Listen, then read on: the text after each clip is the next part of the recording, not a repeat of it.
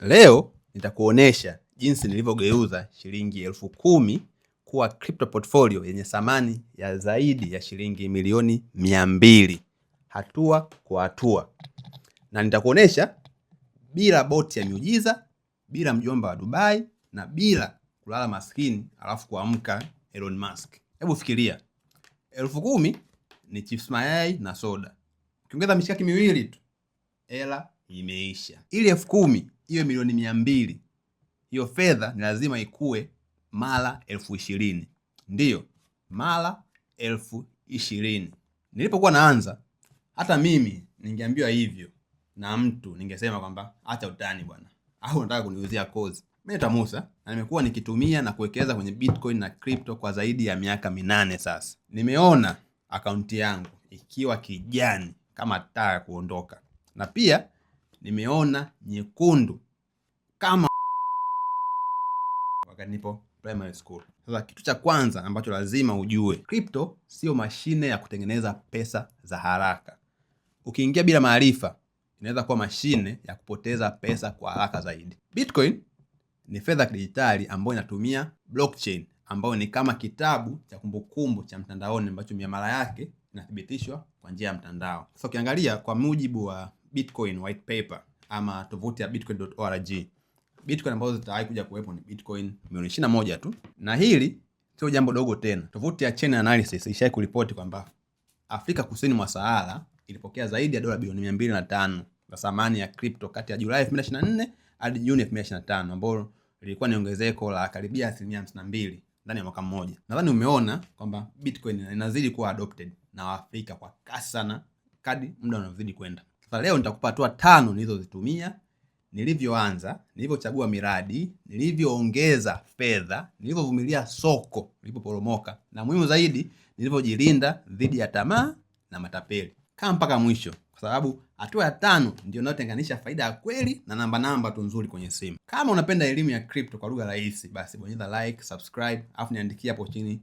nidhamu kwenye comments. Nasoma kila comments. Nitachagua mtu mmoja ambaye nitampa checklist yangu ya usalama wa crypto bure kabisa. So comment hapo chini. Na kabla sijaanza, nikukumbushe tu kwamba hii ni elimu tu na sio ushauri wa kifedha. So fanya utafiti wako na tumia pesa unazoweza kuzimudu kupoteza. Na kama crypto inakuchanganya na unaogopa kupoteza pesa, basi unahitaji maarifa na elimu zaidi, la sivyo lazima utakwama. Sasa tuna community yetu ambayo ukijiunga utapata elimu na mwongozo wa kufanya maamuzi bora zaidi kwenye crypto. Lakini pia utapata network na connection na wadau mbalimbali wa crypto ambao wapo ndani ya hiyo community. As you know, your network is your net worth. Always wanasema hichi kitu. Na nimekuwekea link hapo, ina maelekezo yote ya jinsi ya kujiunga na hii community. All in all, hii community sio bure. There is a fee ambayo utalipia kila mwaka ili ujiunge na hii community. Hatua ya kwanza ni kwamba nilianza na lengo la kujifunza, sio tu kuonesha watu kwamba mimi ni tajiri. Shilingi 10,000 ilikuwa ni ndogo sana, lakini hiyo ndio ilikuwa faida yangu. Ningeipoteza ile 10,000, maisha yangeendelea. Nilijifunza kufungua wallet, kununua kiasi kidogo, kutuma crypto na kuhifadhi nenosiri yangu, yani ile seed phrase. Ndani kama uifahamu seed phrase, angalia video iliyopita utajua seed phrase ni nini. Sasa mimi sikuanza tu na kutrade futures, leverage wala kukopa yani. Kutumia leverage kwenye crypto ni kama kuendesha bodaboda kwa kasi wakati umefumba macho. Sawa, unaweza kufika mapema, lakini uwezekano mkubwa ni kwamba utafika hospitalini. Somo hapa ni rahisi kabisa kwamba mtaji wako wa kwanza unapaswa kukununulia ujuzi kabla haujakununulia faida. Hatua ya pili ni kwamba nilinunua crypto kwa kuangalia thamani, sio tu kwa kusikiliza makelele ya watu online. Kabla ya kununua coin yoyote ile, nilijiuliza maswali haya 4. Swali la kwanza ni kwamba hiyo coin inatatua tatizo gani? Swali la pili ni nani ameitengeneza au amejenga hiyo coin? Swali la tatu, tarafu zake ni nyingi kiasi gani na zinatolewaje? Swali la 4, je, naweza kuiuza kwa urahisi ninapotaka kutoka? Kama jibu pekee ni influencer fulani alisema itaenda mwezini, hiyo sio research, yani hiyo ni kamari ambayo unaifanya kwenye wifi. Mimi nilianza kuelewa Bitcoin, Ethereum na miradi yenye matumizi yanayoonekana, yani cryptos ambazo zina utility that I can see and believe. Sikununua kwa sababu logo ilikuwa nzuri au jina lilikuwa na picha za mambwa kama Dogecoin na Shiba Inu, nadhani watu wengi mmeiona. Hatua ya tatu ni nilirudisha kila faida niliyopata, nilirudisha tena kazini. Safari haikuwa 10,000 leo, milioni 200 kesho. Sawa? Nilifanya makosa, nikapata faida ndogo, nikajifunza na kisha nikarudisha sehemu ya faida kwenye nafasi nilizozielewa. Sawa? Hii inaitwa compounding, yani faida inaanza kutengeneza faida nyingine. Kwa mfano, ukirudisha 10,000 mara 2 mara 15 mfululizo, hesabu yake itavuka milioni 327. Hii haimaanishi utadouble pesa mara 15.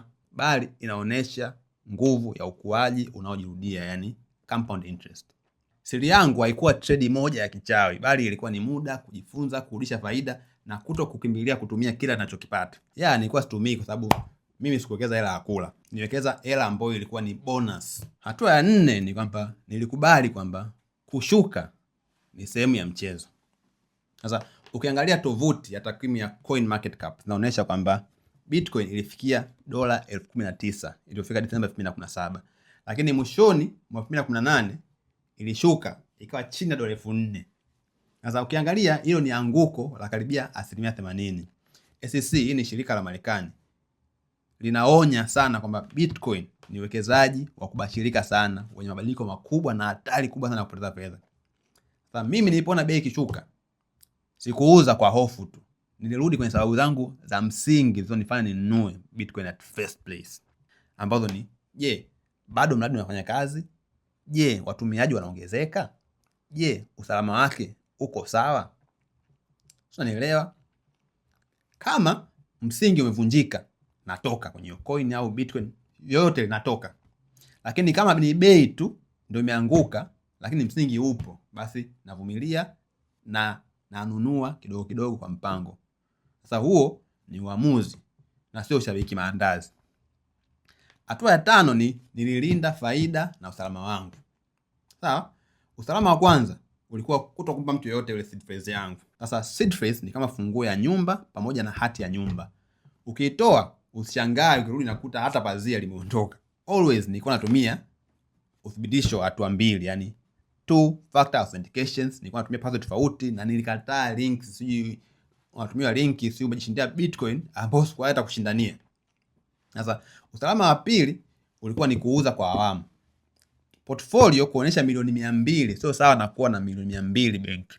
Faida haijawa yako mpaka ukiwa umefunga au umeuza kwa wenzako. Usipouza na bado unapata faida. Badala ya kusubiri kilele cha bei ambacho hakuna anayekijua, mimi nilipanga kuchukua faida hatua kwa hatua, kutoa mtaji na kuacha kiasi kidogo kiendelee kukua. Kwa hiyo niligeuzaje sasa 10,000 kuwa milioni 200? Sio kwa bahati moja.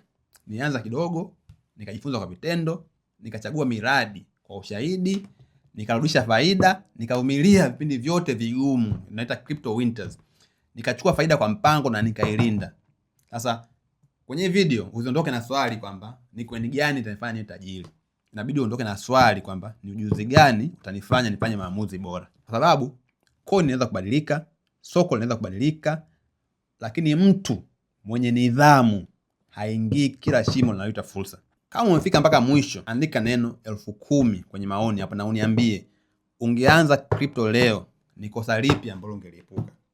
Like, subscribe na share video hii na rafiki yako anayefikiri kwamba kila coin yenye picha ya mbwa ni Bitcoin mpya.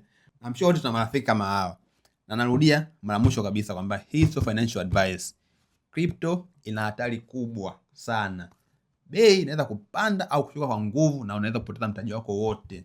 So fanya utafiti wako binafsi, linda taarifa zako na usiweke pesa ya kodi, ada, pesa ya chakula au pesa ya harusi.